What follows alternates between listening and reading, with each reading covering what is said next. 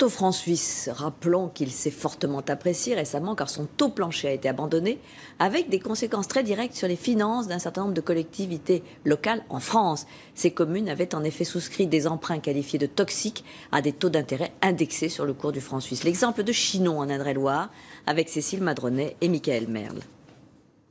Malgré la quiétude apparente des bords de Vienne, les 8350 habitants de Chinon subissent une tempête financière. En cause, un emprunt souscrit en 2007 auprès de Dexia. Indexé sur la valeur du franc suisse, son taux d'intérêt s'est envolé pour atteindre plus de 27% aujourd'hui. Élu il y a un an, le maire découvre l'ampleur du désastre. En 2015, Chinon devrait rembourser près de 700 000 € uniquement pour payer les intérêts supplémentaires.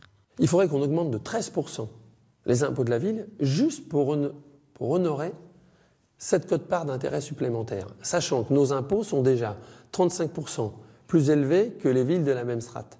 Vous voyez bien que le levier fiscal n'est pas la solution à ce problème.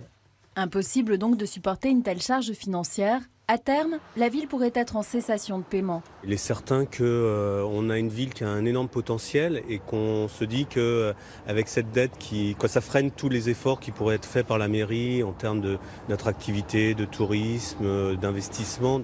Et déjà, l'économie de la commune est fragilisée. Chinon a perdu 1 millier d'habitants en 10 ans. Plusieurs commerces restent fermés. Aujourd'hui, la mairie voudrait réaménager une partie du centre-ville, mais les projets sont suspendus. Je n'ai pas la capacité, demain, à dire on va rénover telle route, on va créer telle infrastructure ou tel équipement dont la population aurait besoin. Je ne peux pas. Ça tue notre capacité d'investissement. Chinon espère aujourd'hui un réel soutien financier de l'État. Mais elle a également engagé une procédure contre la banque pour qu'à terme ce soit elle qui assume le surcoût de ce crédit et non les contribuables.